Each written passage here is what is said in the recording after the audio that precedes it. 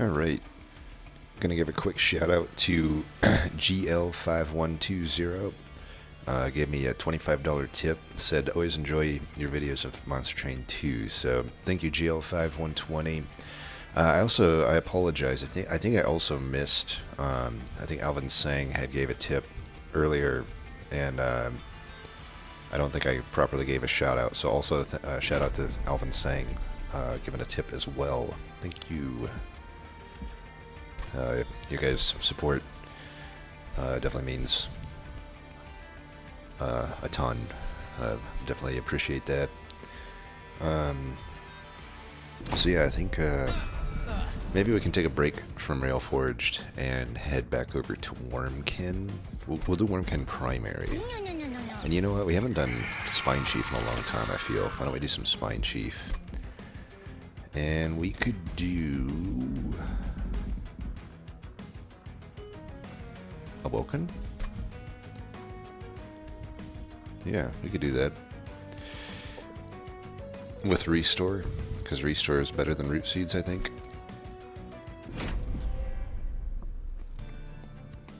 Alright, Life Mother's Pyre, Carver, nice. Echo Snare, Sting, those aren't so nice, but that's okay. We got the old Seraph of Savagery, Mormass, and Spikes, Kale. Tough bosses. Gonna make me choose, huh?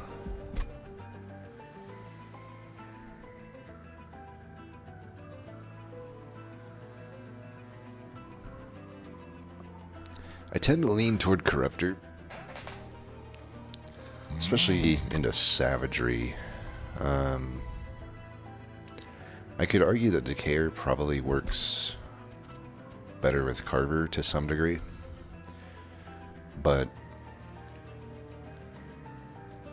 not enough that I necessarily care. I mean, Carver's really good, but I don't know, we could probably take a pip upgrade here if we find like a Sweeper or an Animus, and then especially we can get quick on that unit, and then we just tank with the Carver, have the Spinechief in the middle, then have our carry, damage carry in the back, and that can pretty much be the setup. And with Corruptor, I don't even have to find that many pink cards. I just simply have to fill it up, and then we're good to go.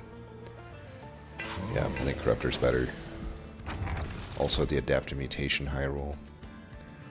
Alright, well, we don't have anything for Karuska, but we're likely to find it. And I don't know about the other card. It's okay, but not that good. Alright, this boss, we just go to the top.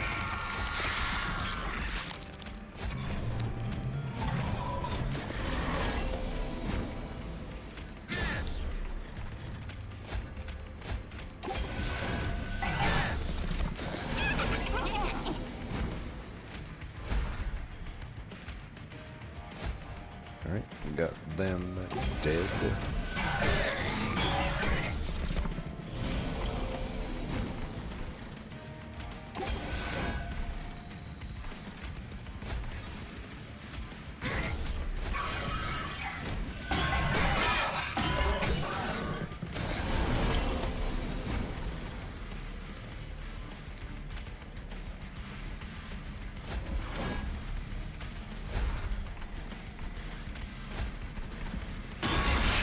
Fight should be pretty much solved at this point.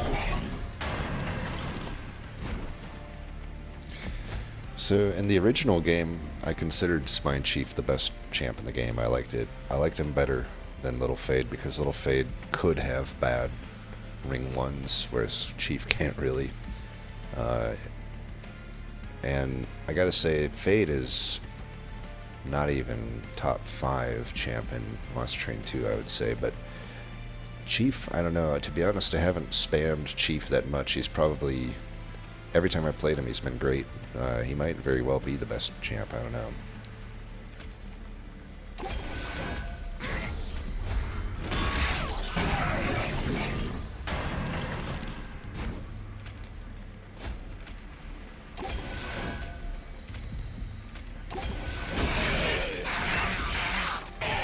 Boom.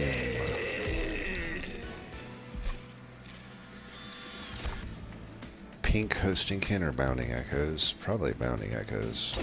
That's super good.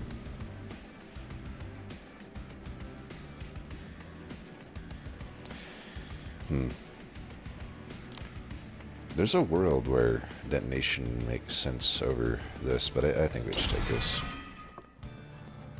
Alright, definitely going left here. We don't have much for the Merchant of Magic, and we do want an Awoken unit, ideally.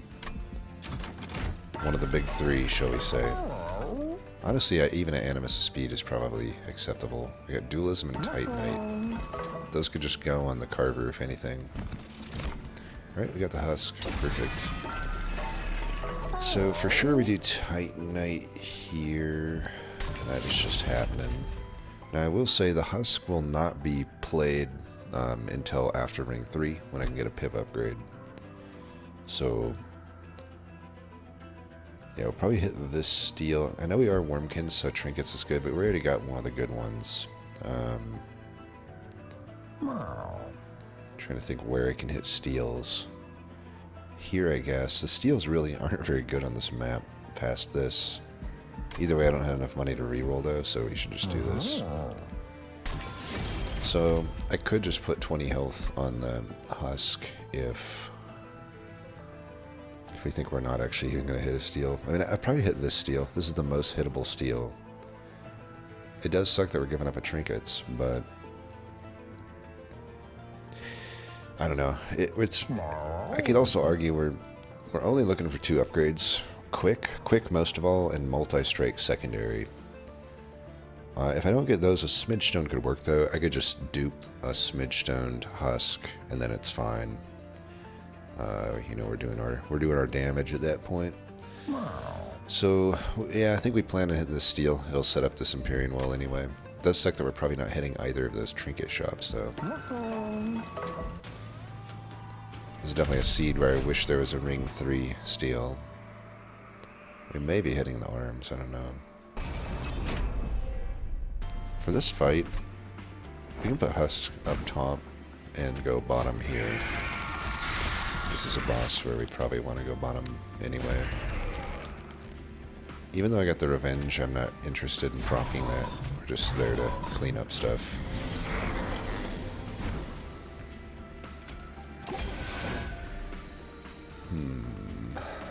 Do I play this? I think so.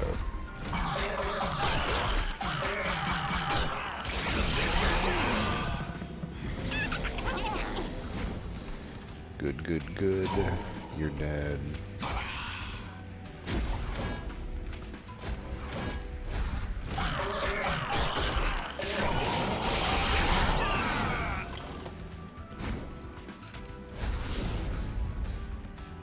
Does this kill the boss?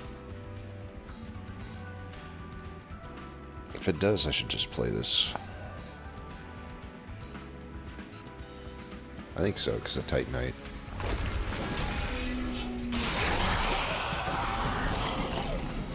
Yeah, we're good.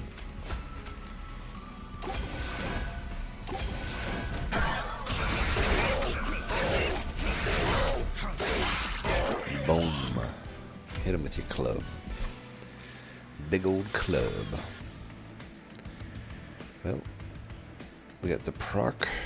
Probably proc over Echo Transfer here. I mean, I got the Carrasco, so this is literally free since it's pink. But Shelter is also technically usable, but we're taking that for sure. Pink Glimmer, I'm game for that. That makes the Shelter less bad to skip. Do we have enough stuff to go left? I mean, if I go to the right, I could get Quick Dagger, and that would be good. Or I could get Void Armament, less likely, but still would be good. VT Blade would be good. You know, there's options. And I'm not seeing much for the Merchant of Magic, and we don't need any more units. So, yeah, let's just go to the right. I also may argue that I don't have to hit dupes either, because we are the Life Mother's Pyre, but that really just depends on my money situation. Not loving these. Graft event, of course. I mean, I wasn't going to graft a meat shield onto something. I could YOLO a random graft onto the husk.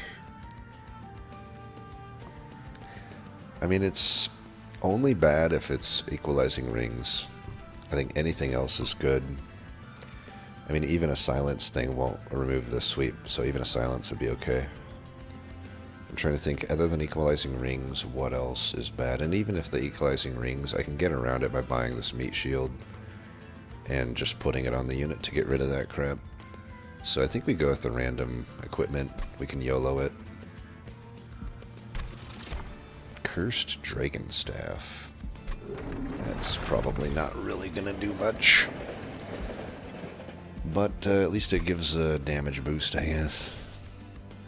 5 damage boost, I think. I think we roll this. I mean, Fight Club is always takeable, but I think we already kind of got Fight Club at home. It's called Spinechief, and yeah, I just don't think it benefits us that much right now.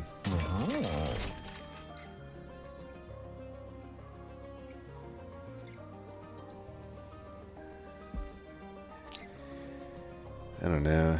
Ambient Charge isn't even that good because I don't want to lose my stuff. I guess we could take a Zone of Silence. It's obviously not good in this fight. I won't even play it, but it's more for the end.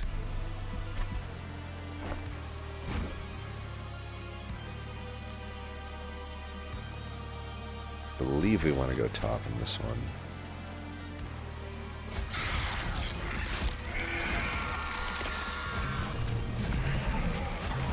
There used to be Scourge Shufflers in this fight. I don't think there are anymore.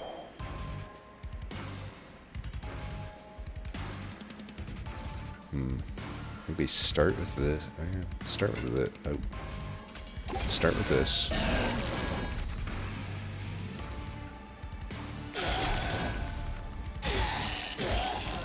think that's fine. We're getting some good chunks off of him, and that's what we want to do. Get some damage in too. We got the Cursed Dragon Staff here. We could do some stuff. Definitely tempted to. Yeah, let's go. Definitely do that at least. I think we're gonna have so much pyre health. We don't need to be playing Vengeful Shards. Play that there. Let's get another one of these in.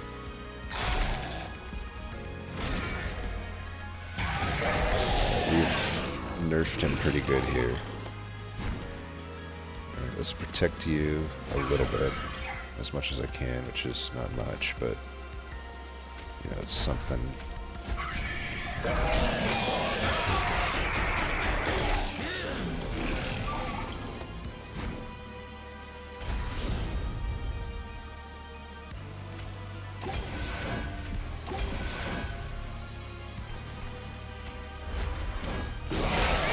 Yeah, boss is down to 11 attack. I think we're fine. Yeah, we can get the last stacks here off as well.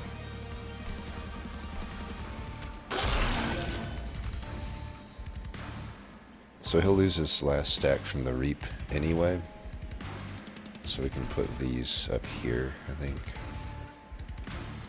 Just get some Inspires while we're at it. So Cursed Dragon Staff actually was okay here. It definitely put some big work in on Flesh Weaver. Yeah, I don't think we need to be too worried about this. The only thing I guess since we don't have AoE, we should put this in. Put it there. Maybe try to get that guy in range or something. Kind of. Well, I'm getting pyre health anyway, so.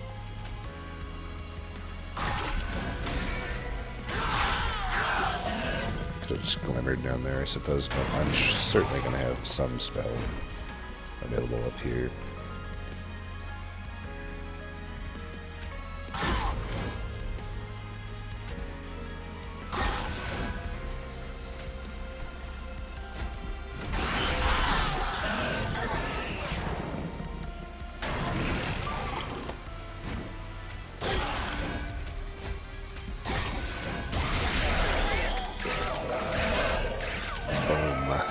Carver got the kill. Nice. Echo Bloom. Or Wormkin Spike. Echo Bloom gives me a pretty big damage spike if I need it. And has Karuska synergy as well, I think. No, it doesn't. So it does not work with Karuska. But that's still okay. I mean, it's expensive for what it does, but gaining 4 flat, it's really good for Corruptor. I think we take it. The Silence we are just using for Kale and Savagery bottom floor, I guess. Oh man, Keeper of Echoes. And it's pink.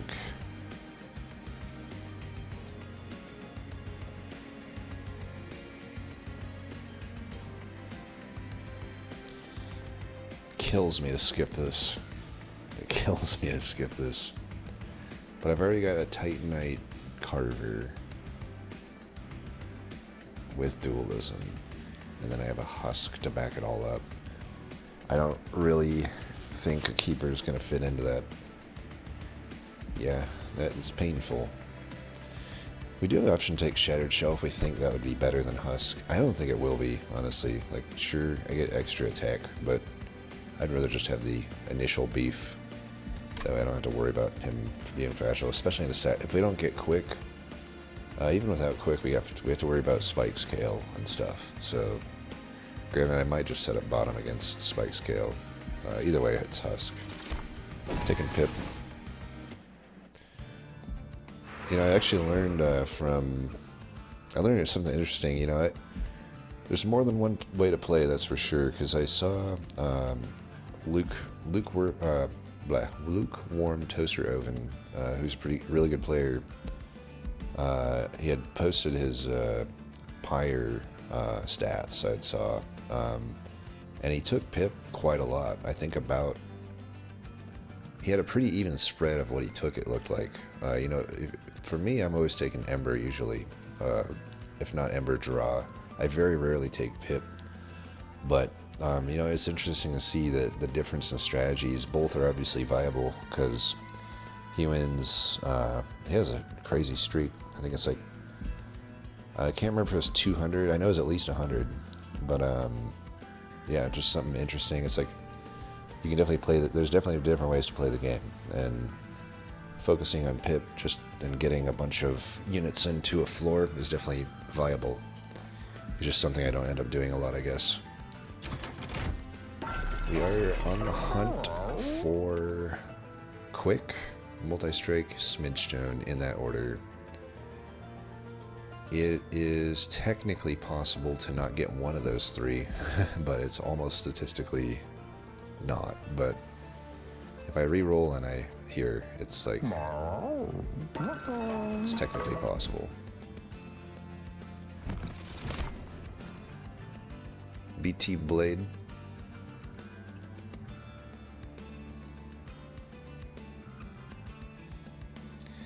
And there's Forgotten Trade as well. If I don't get Quick, that would be pretty damn good. I mean, think about it. If I put that on my Titanite Dualism, granted, I would get Dualism Ember Drain does not sound fun. I will not have Ember for pretty much to fight after I play this, but at the same time, he almost heals himself, considering he essentially gets 8 health per hit. Not much enemies in the game will do 8 or more damage other than bosses and late game stuff, so it's like, I'm essentially never getting damaged from it, and then I'm also just adding a ton of damage to my floor during it.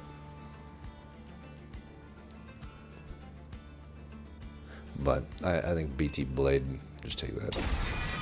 That'll eventually turn into front-loaded damage. Alright, multi. If I had the money for Smidge, I'd take that as well, but honestly, with the multi, I think we're fine. It does suck that we're not quick, but we could still find Quick Tome, we could still find Quick Dagger. There are ways to get quick, and I suppose our tank is so good that it may not matter that much. It will matter for the Savagery fight is really the one I need. If I can't get quick, I do need an answer to those sweepers, which I don't currently have.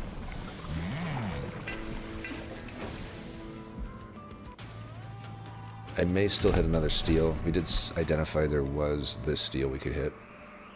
It's definitely a worse node than this probably, but if I'm still looking for quick at that point, I mean, I guess I could hit this steal too if we don't have any good magic stuff, because again, I am Life Mother's Pyre and I can technically dupe things that way. Thorn Guard's a little annoying. I think it'll be fine though. Do we set up bottom in this fight? Because it is that boss. It is that boss. But I don't really want to leak that first wave. I could have some draws, I guess, where I'm not able to kill him. We could hedge our bets and go middle. Because here's the thing, I'll get corruption. Once I lose Spinechief, things do go south. I think that Carver might get inspired enough, though, that he can just survive with dualism, solo that boss. So I think we should still go top here, long story short.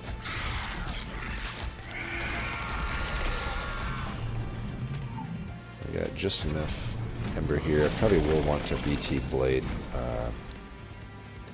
this Husk, though, eventually.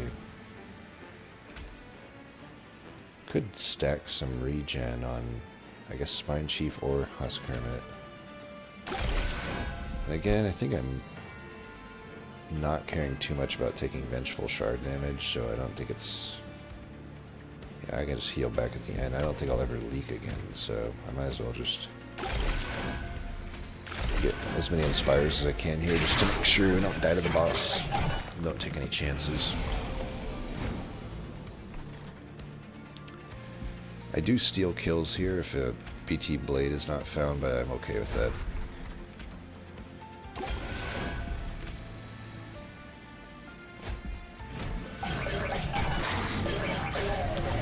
If a BT Blade is found right now, I lose. Yeah. I guess it's just the sacrifice I have to make to get the BT Blade.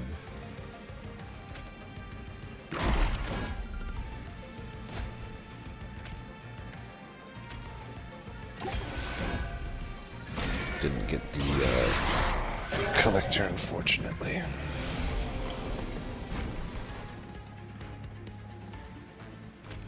Definitely need to get this in.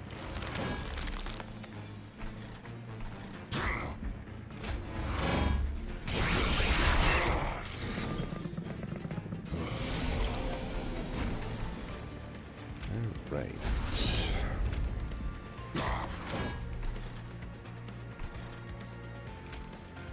I could wait on this, actually. I could try to get it when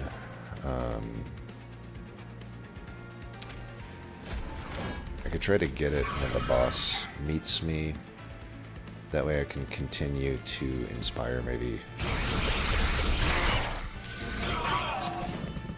And if I replace it that very turn, then I think I keep all the extra echoes.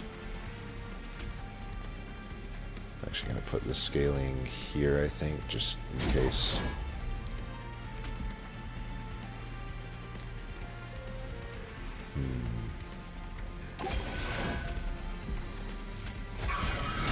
Not redrawing. I should have still just played Restore there. My bad. Bad habits. Might as well keep them. Try to get that BT Blade stack.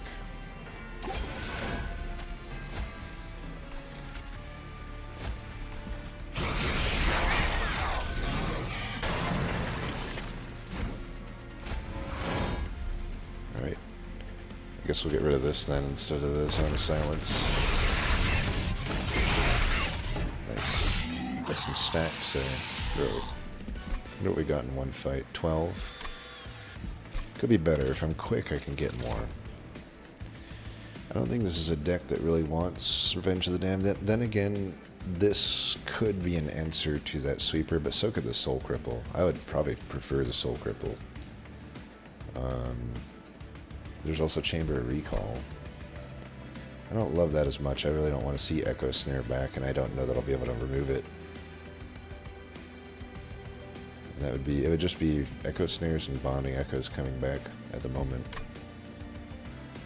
And it's Calcified Ember anyway. I think that I like the Soul Cripple Healer. That, at least, it takes care of one of the sweepers, and, you know, I only need to really kill that big one. The other ones are not that big of a problem for me, I don't think. But, I mean, they still could be when Seraph reaches the floor, because Seraph adds so much rage. I don't know. We definitely don't have Savagery solved yet. Cripple helps a little bit with it, though.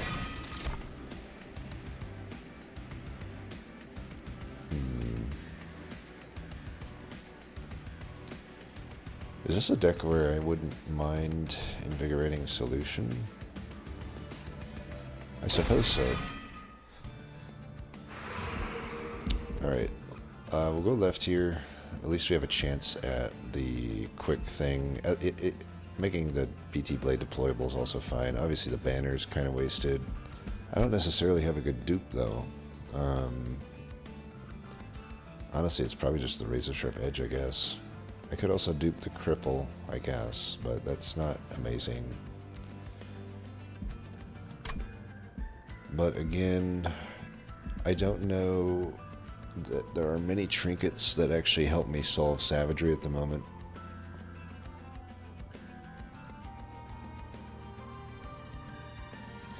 It does seem like there's more value on the right side, though. Like, if I'm going left just to hunt, I feel like going left is a bit desperate. It's like, if I'm going left, that's just something the younger me would do, you know, before I really got good at card games.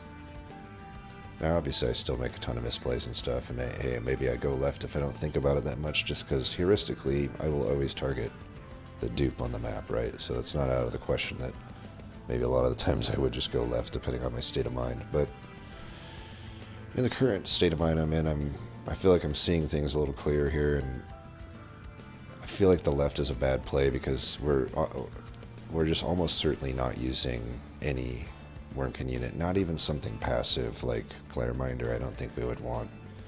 I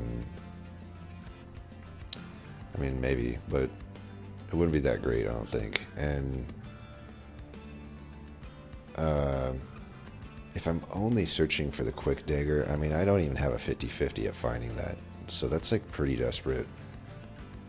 And I don't know that much other... I mean, the Inferno Room would be the other thing. And I don't know what I can even say what the odds of an Inferno Room are, but I would assume less than 25%. I'm just going to assume that. So those just aren't great odds for me going left, especially when I don't have a good dupe. I think not having a dupe is really the kicker there. It's like, I really don't have a good dupe at all. Like, really at all. And yeah, if I go to the right, hard to even evaluate what the possibilities are, but you know, at least we get a free armory thing that still gives us a chance. It still gives us a chance to find Quick Dagger or Inferno Rim. Obviously, it's less of a chance, but just one set worth, right? I still get half the value. But then I get a Vortex, which we absolutely want. That's more valuable to us right now than a Hellvent. And trinkets could be pretty good depending on what we get. Like Bog Slime, or even just a Mine Horde would be pretty good. So let's do that. Emblem of the Exiles, Dante's Footstool. Dante's Footstool's happening. Bog Slime. I like Bog Slime. Man, I like all of these. Unfortunately, I can't buy them all. What I can do is actually only buy one, it looks like. Damn it. Because, yeah, that's like... It's like 300... None of these came in cheap. None of these came in cheap, unfortunately. Even if I skip, I don't think I can do it, right? Because this is like... Yeah, this is like 315 bucks, right? Fuck. So of these, I have to choose one. It's not immediately clear to me which one's better. This might inform my decision, though. Not really. But honestly, I do see something here. So the Old Growth, I would say, is a soft counter to that sweeper.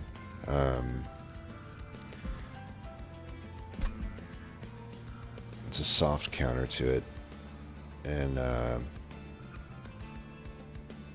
we're hitting the arms at the very end, so I can just keep getting this BT blade up for now. I don't need old growth, but what I can eventually do with the very final node is merge old growth with BT blade, which BT blade will be nice and stacked up at that point, and then dupe it. I have kind of two options there. I mean, what I'm thinking is, you know, I could dupe the old growth first while also making it deployable before the dupe, and then I have two of them deployable. If I take an Ember upgrade, I can afford both of those. And then for the other one, I then merge one of the copies into a BT blade. That way that one costs 2, because I don't really need a BT blade on my Spinechief. I only need it on my multi-striking Husk Hermit sweeper, right? But so that'll make things so that I can still, even just with one Ember upgrade, I should be able to deploy that whole floor. I won't be able to deploy the train stewards, but that's not a big deal. And at that point, that is my counter. Basically, Shard Soul Carver survives on its own, even with taking a lot of hits. It's going to be Titanite and Dualism. We have to trust that that thing can do all right. Obviously, we'll have less Inspires because we won't have a draw upgrade, but that's not hopefully a giant factor, because we do have a lot of good ways to get like inspiration spikes, especially if I take the Dane's Footstool, which I'm kind of leaning toward right now. But yeah, so then the idea is we have the old growths on the other units that don't have that inspiration armor, and we can rotate. We have the Glimmer, which will be a really good play, but other than that, we can just rotate the restores between them and get them up high enough health that they can just tank the hits from all those sweepers. So I think I like that. It's the only thing I'm seeing here right now. Now, Bog Slime would maybe help me more into, I don't know, I feel like it's a Footstool. The Footstool, I have 2 different 3-cost rooms at the moment. I'm going to keep both, and either one of them out at the start is great for me. So I think we're doing that. And get rid of these Spear Stewards, or I don't know.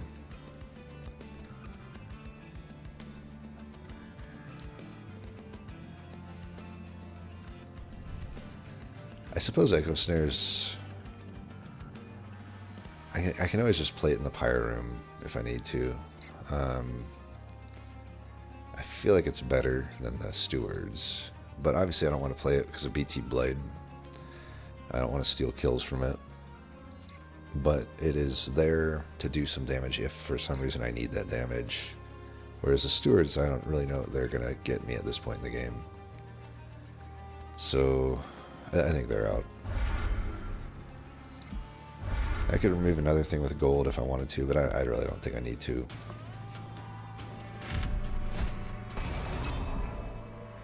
Mark of Invasion. These are corruption. But this is I think we want to go up top, and BT Blade we want to stack on this boss. So I think we're strong enough, hopefully, that we can go top. I'm pretty sure we are, even with the corruption. We're good. And honestly, since we top decked this, I might as well just put it here, and I can actually just not have the corruption. So that's also a good deal.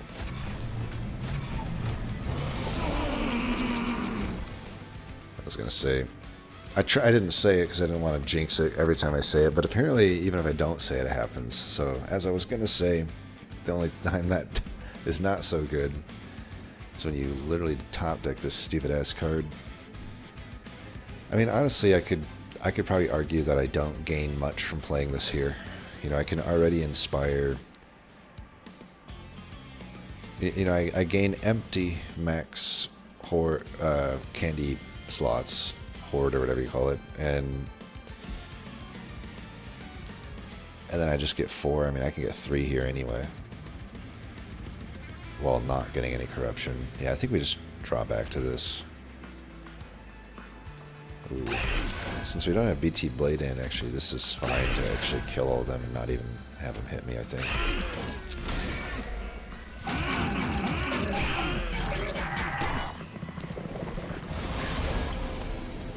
Now, I, of course, will get punished by the Collector up top, I'm sure. For this fight, do we put this up front? I would imagine so, because he's Titanite. Bug Slime. Oh wait, no, we don't have Bug Slime. Right. We can still kill these without getting hit. I think I should.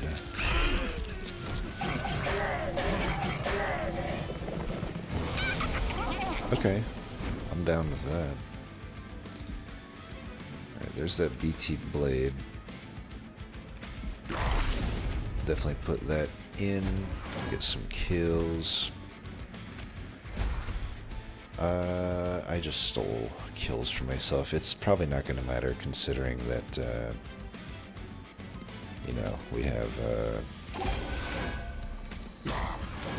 whatever you call it, the reanimate boss coming up. I'm going to be rolling in it here.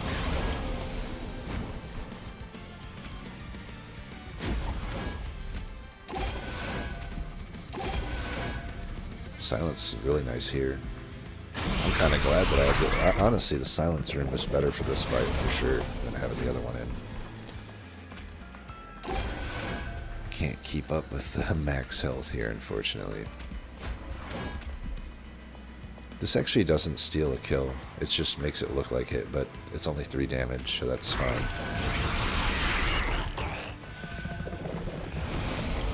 Alright, buddy. I need you to do me a favor, and I need you to really kick it into overdrive with your reanimate stacking. Can you do that for me? Great. Let's do it.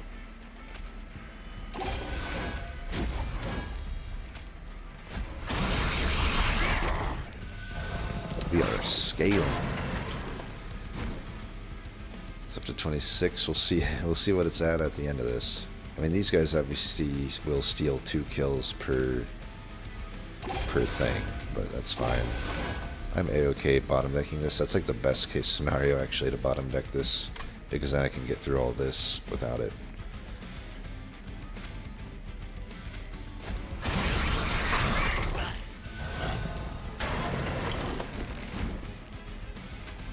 Looks like we won't be needing it though, and I might as well not take the fire damage if I can help it. Alright, you were at 26 before this. Maybe a little more, because I think you probably got some kills, so we'll just say around 30, roughly. Didn't get the final kill. Kind of reminds me like some of the, you know, I don't know if any of you played like those, I don't know, like early 90s arcade games, co-op type games, like beat 'em ups or similar, but basically, you know, like probably like 4-player co-op games, Sunset Riders or something. I don't even know if Sunset Riders is a good example here, because, you know, basically, I'm on a big tangent here, but basically, you know, you fight the boss with all of you playing, but then in a game like Sunset Riders, for example, whoever gets the highest score will get like the victory dance or whatever, you know, the victory animation, basically saying, hey, I did the most work on the boss or whatever. But then some other games, which I'm not thinking of a good example right now, will take it even a step further, where it's like they don't even care about who contributed the most, they just care about who gets the final kill. Now in those games, that's where basically you get a situation like the Shard Soul Carver just had here, where he steals the glory from the guy that did all the work, which was Huskermit, in that fight. Yes, thank you for coming to this fireside chat on arcade games of the early 90s and how they relate to Monster Train 2, apparently. Yes. So let's take a forced contam, I think. I mean, if it's with carving Karuska, it's, you know, it is only costing me one candy, and sure, that does suck a little bit, but at the end of the day, it still triggers an Inspire, and if I need this, we're going to be glad to have it. Let's put it that way. That's how I feel about Forced Contamination. It's like, I probably value it lower than it needs to be valued, because it's like a card where often I will take it and never end up using it. And I'm like, well, like, why am I including this in my deck after deck and just never using it, right? But the context of those situations is that I have scaled up so ridiculously that I don't need to apply melee weakness. So the nice thing about Forced Contamination is if I did need to, if I was in a run that actually needed it, then it would be good. So it's kind of like insurance. It's like an insurance policy, except in this game, insurance actually pays you when you fucking need it, unlike real life. So that's another benefit of Forced Contamination. Should we take Pyrogrow? I think since we're taking an Ember upgrade, probably not, honestly, because draw is at a premium right now. I'm also extra... That's why, by the way, I'm not someone that usually takes Invigorating Solution. But it made sense here when I already kind of had the plan in place that I'm not going to take a draw upgrade, and we're not Root Seeds. You know, the combo of those two things, it's like, okay, I definitely actually would like an Invigorating Solution in this deck. You could also say we have 2 Stings, but that didn't really factor in for me. I gotta say also, it's been a while since I had this card in the deck, so I'm just kind of admiring the beauty of this potion here. I mean, look at how the stars just sort of glide along the water there, or whatever it is. Is that water, or is it like some sort of a special concoction? I don't know. Invigorating probably is, yeah, like Jet or something from Fallout. Anyway, let's just skip these. Oh my god. Wow. I can't escape these numbers. Am I going left or right here? I didn't even consider this steal, honestly, but we still have a slot that we're looking for with Hermit, so it's definitely just quick or bust here. Like, I would not even be happy to get a multi-strike, although what I would say in that case is if I do find a multi-strike, oh, this got up to 40, nice. Actually, it wasn't that much. I thought it would get more, because it was around 30, right? So, yeah, that wasn't many kills. I don't know how it got so little, actually, because shouldn't that thing have had, you know what?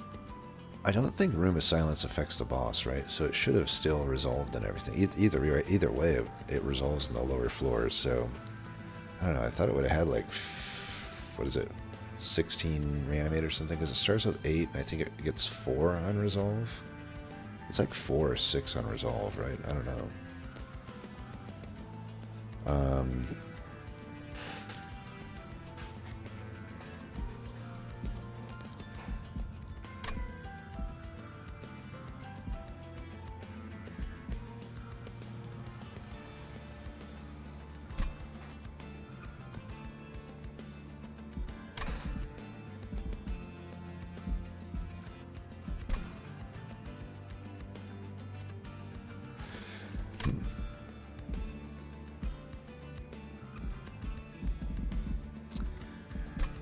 Yeah, it's probably left. The thing that sucks right now is I still just don't have a good Helvet, so... But there's a Merchant of Magic. Even with that Merchant of Magic, I'm just looking through and I'm like, even if I get upgrades that I want, which right now, honestly, there's not that many good upgrades. Even if I, for example, double stack a Soul Cripple or something, or consume, remove it, and make it 0... I mean, I suppose that would be my dupe target, but that's about the only one that looks like a halfway enticing dupe at this time, because, I mean, I guess what I could do is dupe the Old Growth now, since we know we already technically wanted to do that. And that might make it better to dupe something else later, I guess. So we could do that. Just not a strong dupe in the context of now, and similarly, I just don't have that many good Merchant of Magic upgrades. So I'm like, well, it could go to the right, the Pyre Health's whatever, but we could get quick. If we don't get quick, the steel is obviously completely wasted, though. And then the Alcove could be hit or miss. There's certainly a chance of going to the right and gaining 0 power. That's one thing I don't like about going to the right here. That just kind of goes against my philosophy, I feel. You got one single upgrade that you're looking for. I don't even know that I would take multi-strike if I saw it, like I said, but I think, here's the thing, I don't exactly have 100% confidence that this old growth is going to be enough to keep these guys alive if I don't end up with a weight.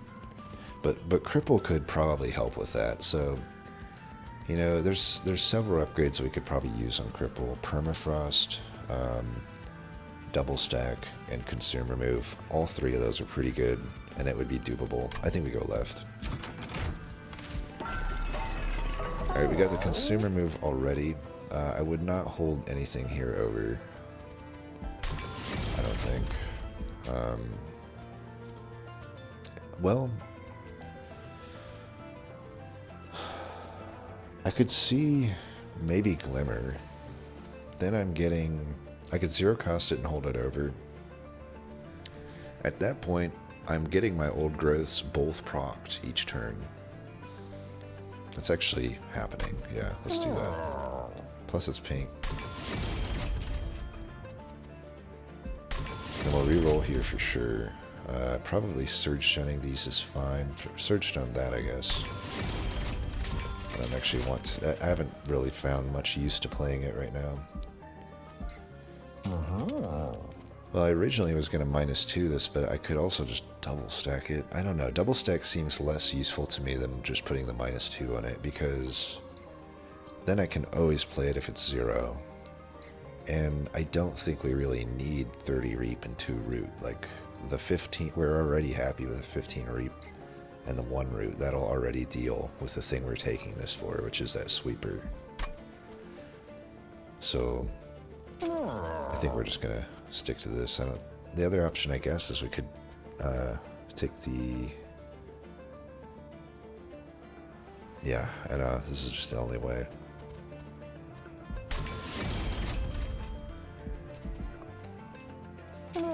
Probably nothing. I mean, I could double stack this, but that just seems like overkill. It's like, I don't really see how I would need 4 melee weakness. And if I was like a little bit richer, maybe that makes more sense.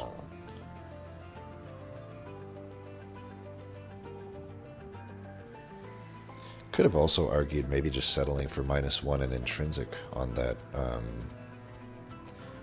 the soul cripple, just to ensure that we have it for that first turn, but too late now.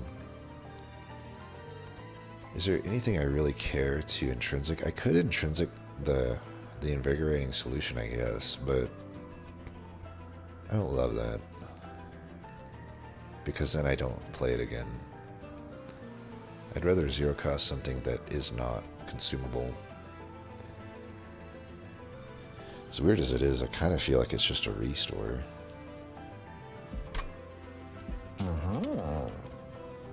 I don't know, it's a pretty weak play.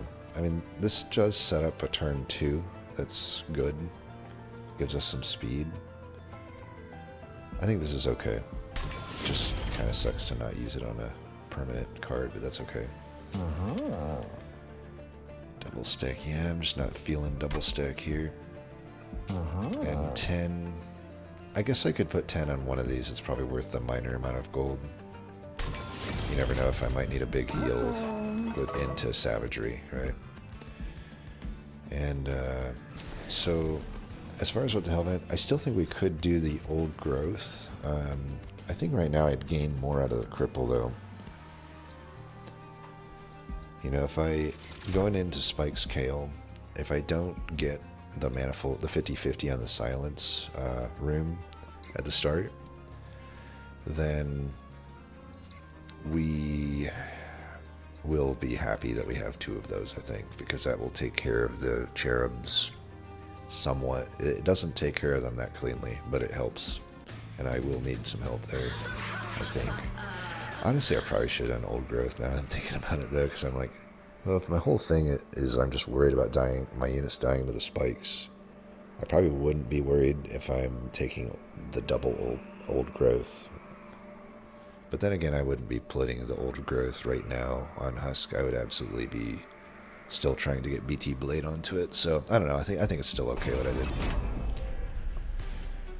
Sometimes you just have to realize that some decisions are really close and maybe not worth sussing out all the time. We do top deck this, or we win our 50-50, I should say.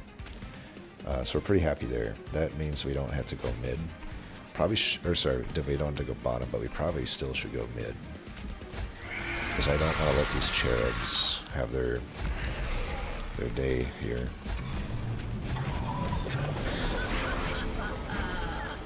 We could immediately get Echo Blame into play here. I think that's something we do want to do. This is a good turn to do it. Do this just to get it out of here. And get this, apparently. Might as well do this now, so we can get it on cooldown later.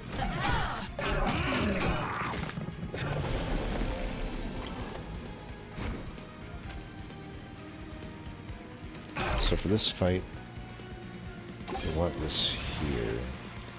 We don't have the BT Blade, so we're not worried about any stolen kills here. Give you some health. Just put this on Kale.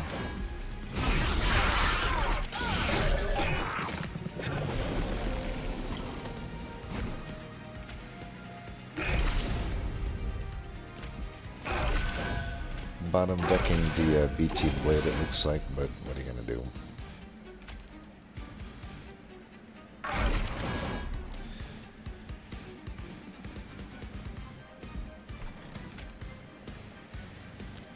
I don't want this guy to die before Relentless. I don't think that'll happen, though.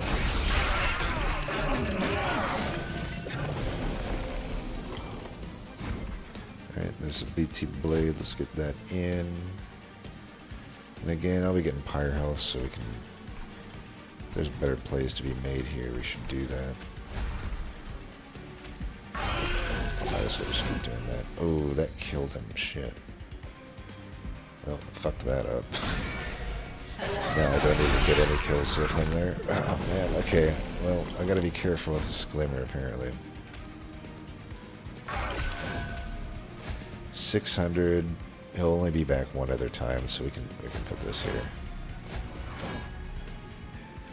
Still only getting one kill here. Not having prep really limits my kills.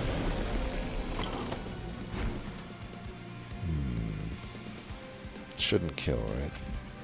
Good. Let's do this here for the pink, I think. Oh, did I have that on cooldown? Should have used that.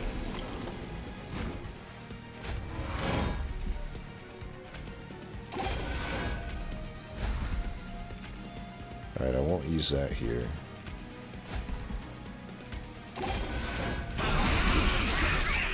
At least we got some kills there.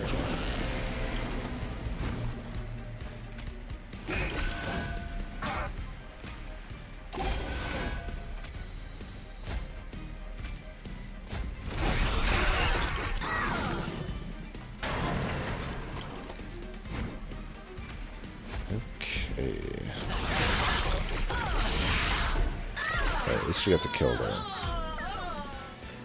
What are we at now? BT Plow. We only got 7 that fight. Jeez. Wow. That's embarrassing. I need to get quick. Oh, you know what though? I'm not too dissatisfied to see this. We just found potentially a new Hellvent target. This is really good with what we got going on, especially with the Echo Bloom room. I mean, we can get so much attack and just flip it. I think I want to Hellvent that. I mean, that is accomplishing what I was going to do with Old Growth anyway, but in a much better way. Especially if I can And I guess we're... So here's the thing. I mean, I could... I need to remember that I'm Life Mother's Pyre. That kind of would open me up a little bit on these map decisions, because honestly, I probably should hit that Merchant of Magic now instead of the arms. I'll still probably hit the steel. I mean, the one downside here... You know, there's really no downside, honestly. I can get a... At the very least, if I don't get Consume, Remove, or Spell Chain or something on Adaptive Mutation when I visit this magic, at the very least I can just one-cost it, and that's already going to be a good dupe, and I can dupe that thing a shitload. Since I haven't made any dupes yet, I got all this money, and at that point, I don't need to fuck around with this whole old growth thing, and honestly, I might be able to take a draw upgrade at that point.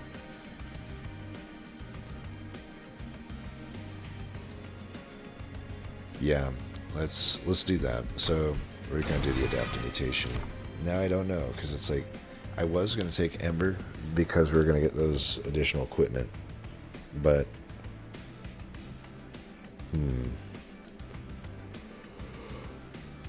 I'm not gonna do that, because Adaptive Mutation really is better. It's faster. It's just a much better way to do it. I think we would want Draw then, because if I don't get Intrinsic on the Adaptive Mutation or whatever, I think we need. Yeah, I think Draw makes sense here. Now I kind of wish I had that Pyre Grow, but that's okay. So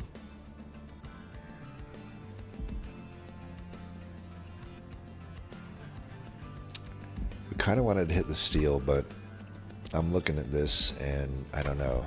It's like a similar conundrum to that other ring. I'm like, well, I got an armory, so I got half the chance of a Merchant of Arms to get quick. And that's all we're looking for at this point. Or Inferno. So, you know, it's a similar chance, it's just half as much of that chance. And then health is irrelevant, probably. And then Merchant of Steel, it's like, well, I do have technically a 4 out of 7 to find it quick, so it's better than a 50-50. I feel like my chances are better to find quick if the choice is between a quick upgrade and either the Quick Dagger and Inferno. I think still, even though that's two different cards we'd be looking for, I think the chances of finding either of them combined, right? I don't need both, right? But I'm just saying one or the other. The chance to find one or the other of those, I have to imagine, is lower than a 4 out of 7. So, shop to shop, Merchant of Steel wins here. Node to node, definitely I would have to say Vortex and Money clear the Armory and the Pyre Remains. I mean, that's just a giant gap. That's the thing I'm like trying to determine right now, value-wise, what's better here. Like, because I do have removals to make. I mean, I don't really care about like the Echo Snares.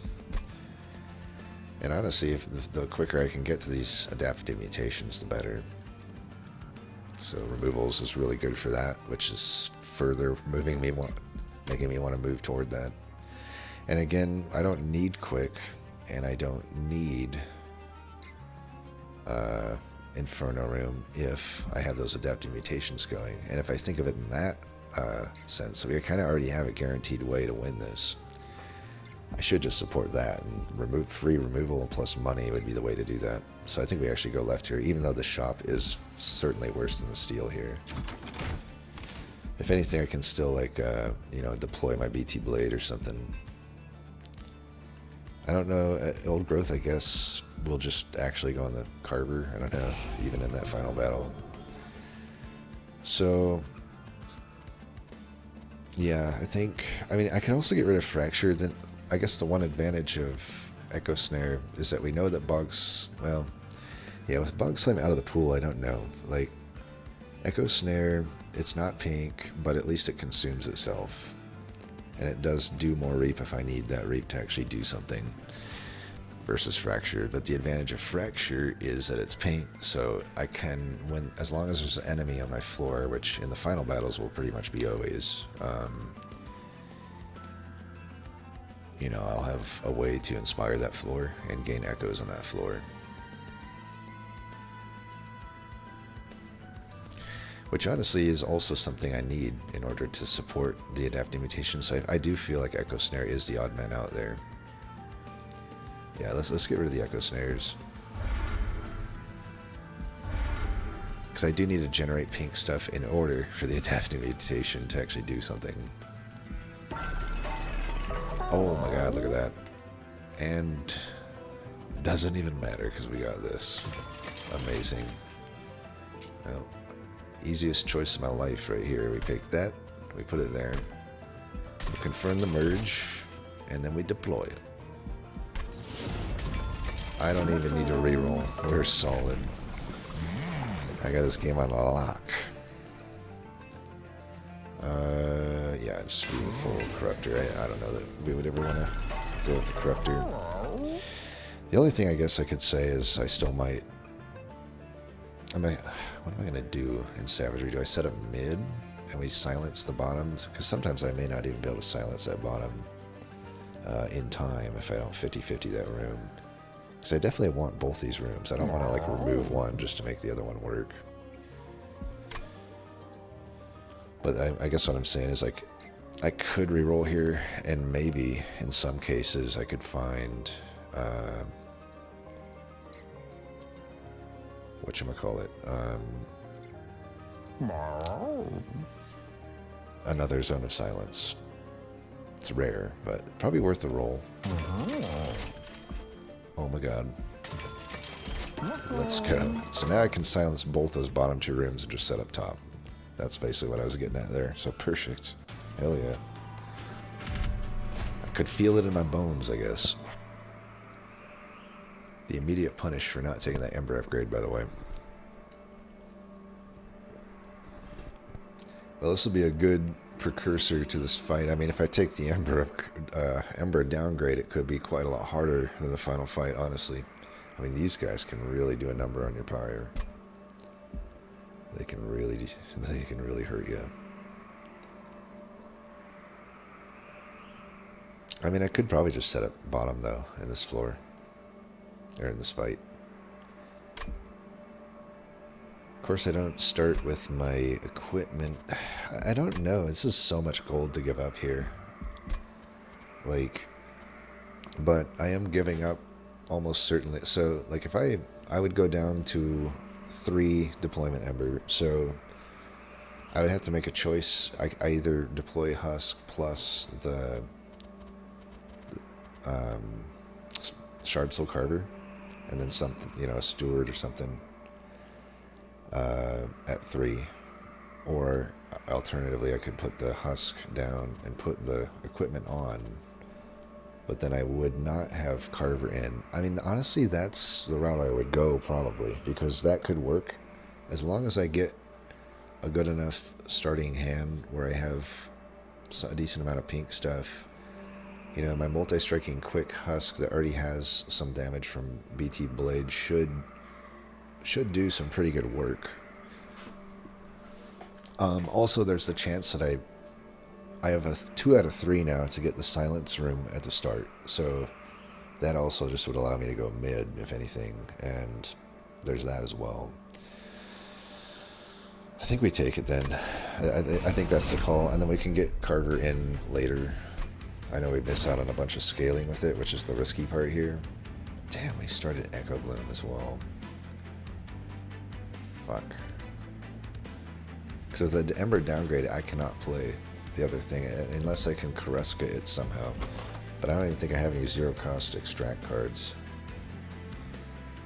Yeah, I don't. So I literally cannot play Zone of Silence. So I think we gotta make bottom floor work. It's really risky here. But I mean, we have the option still to just not put the BT Blade in, but I don't think that's an option. If anything, I at least do get really good early scaling here. I mean, if I get the good early scaling, do I just want to put the Carver in then? So I don't know if this alone is enough scaling to take out these tanks. Plus, this actually continues my scaling. I think we do just want to do this. Oh, look at that. The choice is ours. I may want to say Pyre Health now, because it's like, I don't think I'm hitting this anymore. The March of Arms that had the Pyre Remains. That was the original plan, but I really have no reason to go there. So, especially since I'm facing Savagery, I probably shouldn't take this damage. Then again, I'm probably going to take 9 if I don't, like, fracture this guy. So let's do that. And especially since I got rid of the, I guess a Proclamation could do the trick. Okay, we'll definitely put the Old Growth in. These guys are dying, so we don't need to do anything there. Can do that, we're still getting our kills. But again, I think I should maybe not do the Vengeful Shards here. Alright. Do that for sure. Yeah, we're good to go here.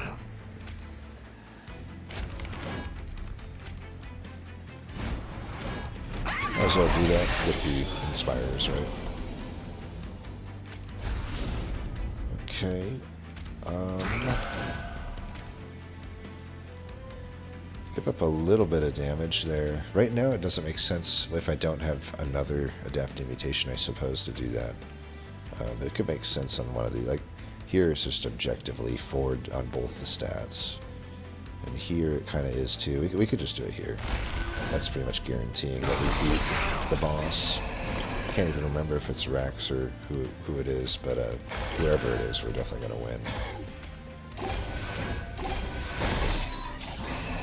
Because there's nothing they have that can threaten the backline. I will say, from a fun perspective, I think not having so many threats to your backline is more fun. But certainly it was more challenging, I think, to have to figure out Divinity than a lot of the stuff here.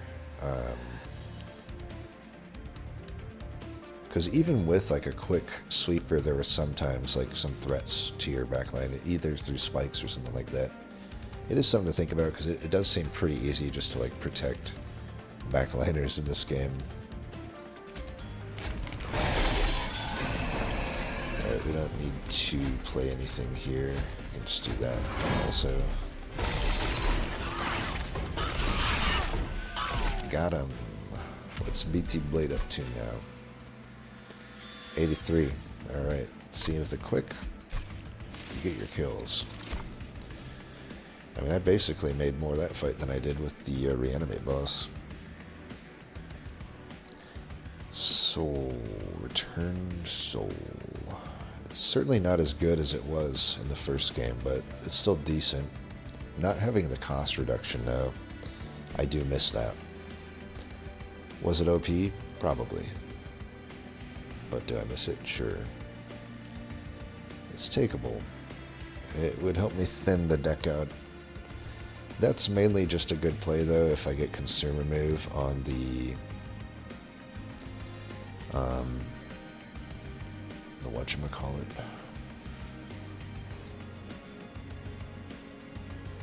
The Adaptive Mutation. Broken Memories I could also just take as a way to get Adaptive Mutation back. I mean, that's already a good play. Yeah, let's just do that. Ensnare, and it's pink. I doubt I'll need to root anything, but it's just good because it's pink, so we'll take it. You know, it's a free card to play. And definitely I think we go left here. We want to hit the potential high rolls with the thing. Okay, base charge, definitely taking that. Tuning fork, probably definitely taking that. Okay. This is nice. I think we'd be open to just starting with this, I think, right? Well, I mean, I could also get Spell Chain on the...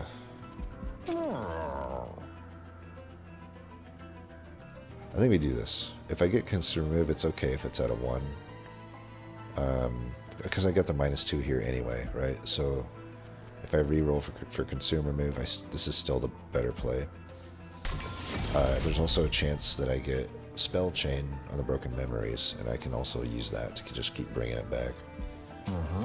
We have the -1 also that we'll put into this if we don't find consumer move. But I also have this Permafrost. I feel like I should maybe use it on something. I got a lot of money, but also that money might be better served with the Adaptive Mutation dupes. And maybe trinkets. So let's look at the trinkets first. I do want that. Let's roll on. Power Tap's pretty good.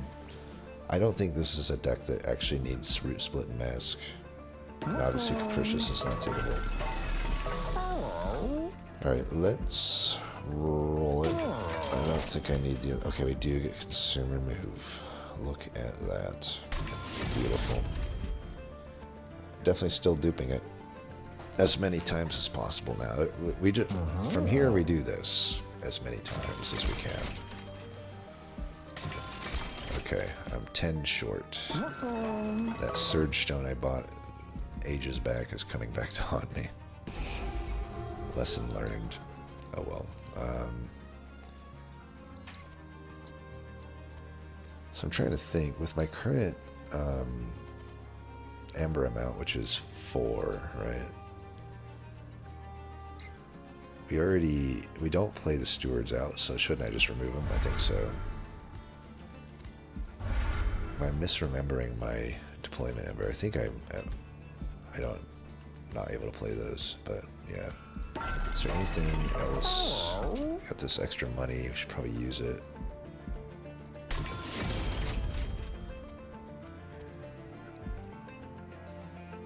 Sure. Alright, let's go win it. Let's win it.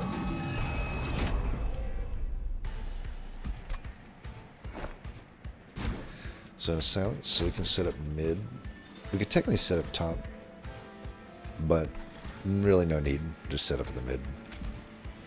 Yeah, we're right about our undercosts, so those were absolutely the right thing to get rid of.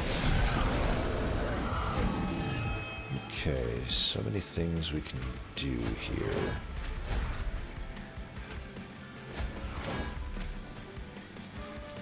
We got our room here, but that's a little rough because then I don't get to play my Adaptive Mutations. I'm trying to think who I put them on first. I think I definitely want to play these.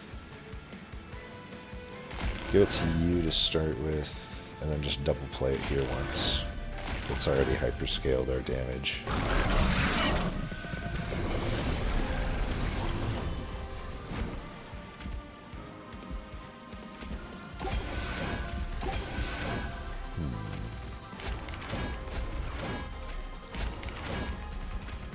This pays for itself. We just put this up here, I guess. I could put it here, but I'm gonna... it just didn't feel right. Because there's nothing I actually care to silence. Put that there.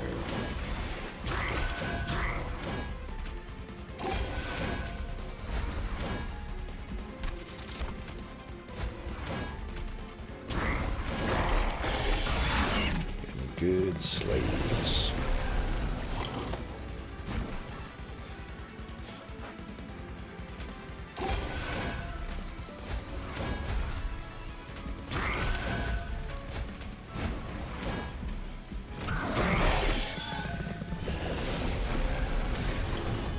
As you can see, it's like I said, obviously every run you find different stuff, but Spinechief still makes all of this so much easier. Because think if I didn't have the Spinechief, like, sure, I could get some scaling with the BT Blade, I could get some scaling with this Razor Sharp Edge, I guess I could take the Confusion, but honestly, it does not compare to how crazy the scaling is with the Spinechief. And then, of course, with the Adaptive Mutation, it's just... gets pretty nuts, but I guess I'll still keep playing it here. I know technically I'm taking some of the attack away right now, but that's fine. I just want to see the number ultimately go up more. One of these days I won't draw the Echo Bloom with a adaptive mutation. I guess because I duped it so many times that might be kind of unlikely though. I could have probably got away with just playing it and not playing any adaptive mutations another time. I should get my echoes up before I do the adaptive mutation anyway. Right now we're scaling again to 500 it looks like. At least 500 when those echoes were there.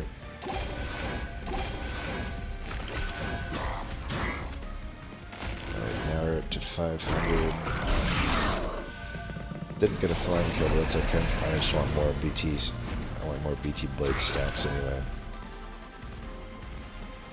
Alright, I suppose I could take one hit here in the name of this.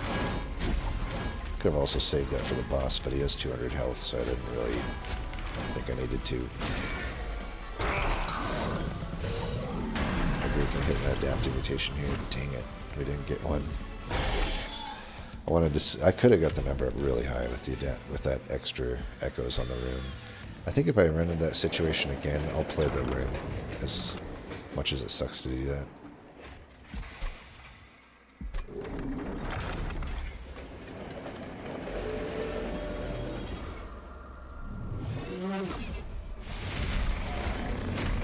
Alright, savagery. Could go mid. I mean, what I will say is, I don't know. I think maybe going top makes more sense. The only punish here is if I don't draw the other. Basically, I have a lot of ways to deal with that Scourge Shuffler, so the Scourge Shuffler is the only worry about going mid. I don't think that's enough to worry about. We just want to give ourselves more time to face savagery, face the waves, face everything. Alright, this is great. We don't have to make the choice with that room on the first turn here. So let's get as many pink here as we can. And then we can just do this, I think. I should toss some his way. I guess we could toss one just to make sure he doesn't die.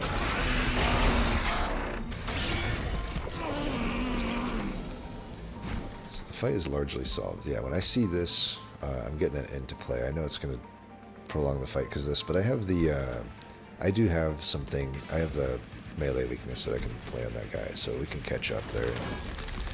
And honestly, we already got the 2 echoes, so I already have enough echoes to play it when I need it. For now, let's just get these going. I guess I can still play it here anyway.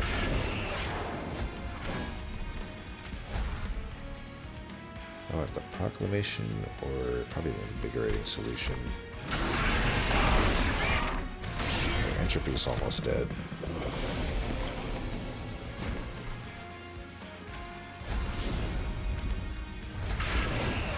Let's get some echoes up here though. I guess we're doing it. Forgot to play this. There we go. Actually, it's good I saved it for here because that's the guy we want the most damage against. But I probably could have saved it for an adaptive mutation turn, would have been better. So now we would have to wait 4 waves for that. I don't know if this fight's going to last 4 more waves. I did forget to put the Reap on the Scourge Shuffler because I'm just autopiloting at the moment, I guess. But let's get rid of these. I don't really need old growth in this fight.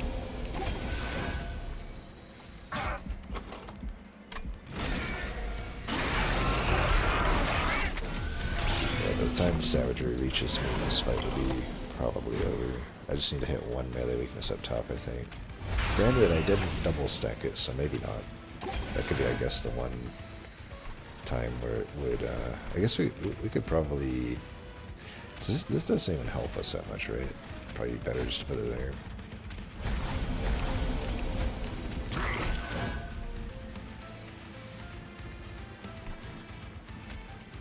Maybe do that.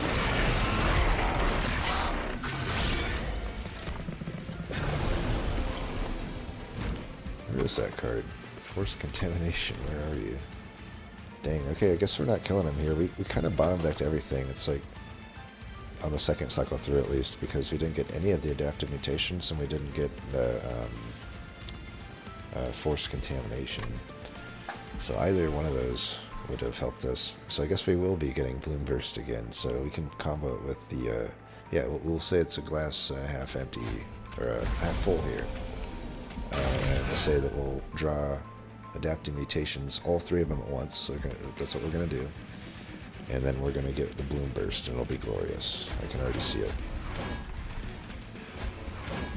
Actually got pretty close to killing him there. He might die to Reap on the other floors. Alright, we do have one adaptive mutation here.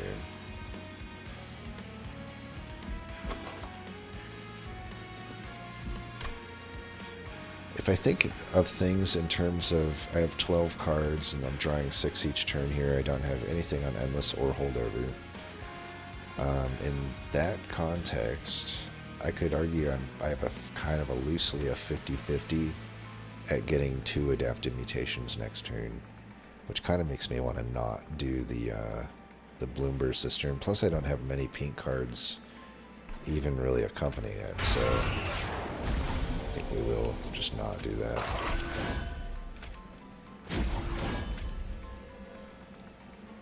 I give up some damage here, but we're trying to set up the future adaptive mutations, so it's just necessary, unfortunately. I guess I should be stinging Savagery, technically.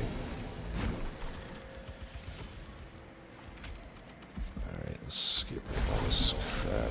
So we are going to get the adaptive mutation.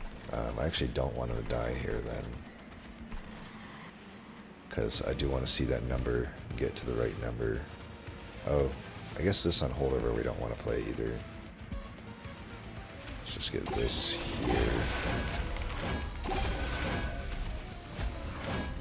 Yeah, we don't want to play that.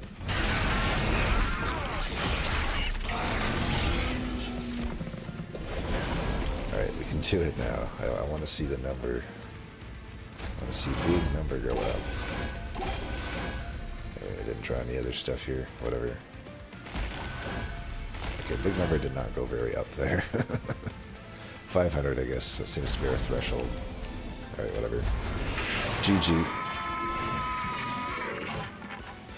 So yeah, I mean, Spinechief is just... especially with Awoken. I mean, I think Corruptor's really good even with single strikers, but obviously if you have a sweeper, it's just so good. It's crazy. I mean, to be fair, any of the champions that have a good buff to offense for support, you know, basically a supporting buff or whatever, or a way to get that scaling onto a unit like Husk, any of those champs are going to feel really good with Husk, but I just think Chief is such an easy way to go about it, because, I don't know, like I said, there are some starts with a little fade where you don't have any additional burnout, you don't have any additional reform other than the starting primitive molds, and then you just have like also a bunch of unit starters like tombs or something, and it's actually really hard to keep your primitive mold pool even that clean. It's just really, you're just kind of prone to what the draws do for you. And it's so easy to lose ring 1 with a little fade that way. And by the way, obviously the argument would be, in that case you don't pick Firelight and you would pick Endless, which I would agree with, but you don't always get offered that. Sometimes it's a little Icarus, and at that point, I don't even think there's a good decision there. It's like both those paths have such easy ways to lose ring 1 in those type of decks, where it's like, yeah, let's say it's like even just like a drip fall start, but especially if it's like Molten Encasement start, and then you're like paired with like Luna Coven, like exiled starter, so no damage, and then, you know, maybe like units as well, like the Moon Phase unit or something. in that type of situation, if you're offered Firelight and Little Icarus, to me, that right there proves why Spinechief, to me, is a better champion than Little Fade. And by the way, that situation could even exist in the original game. That's another reason why I kind of, in the original game, ranked Spinechief higher as well. But for sure, in Monster Train 2, I don't think there's any question. For sure, Spinechief is better than Little Fade. You know, it was debatable in the first game, and most people would say Little Fade's better. But, and I get it. Because the thing is, with Little Fade, outside of that really crappy Ring 1 situation that comes up every now and then, most of the time it doesn't come up, right? And if you're on a streak of fights like that, then that champ will feel like it is the best champ in the game because it's so easy, right? But I don't know. I gotta say, just some of the worst seeds I've seen in Monster Train 2, I think all of them lately, ever since Eka got buffed. You know, Eka actually has good starting stats guaranteed with at least one of her paths now. I can't say that for Fade because Icarus and Firelight, they fall flat depending on draw order. It's almost unavoidable. Which even makes me rank, I don't know, that's why I rank her outside the top 5. And honestly, I don't even know where to rank her.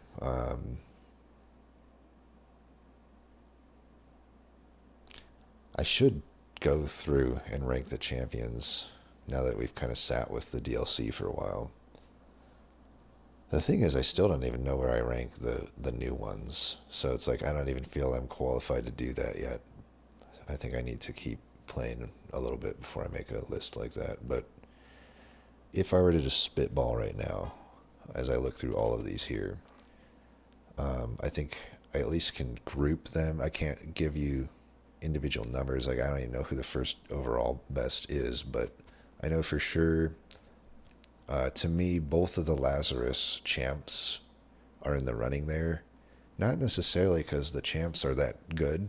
Honestly, they're maybe not. They're kind of middle of the road. At least like Orakai, I would say, is kind of middle of the road sometimes. I think the only time it really super pops off is with the incant path, technically. But the other paths are just kind of solid. And it kind of similar with Grail. Like Grail is